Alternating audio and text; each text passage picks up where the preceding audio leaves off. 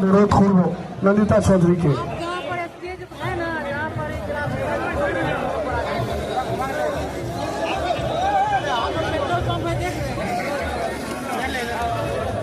নমস্কার।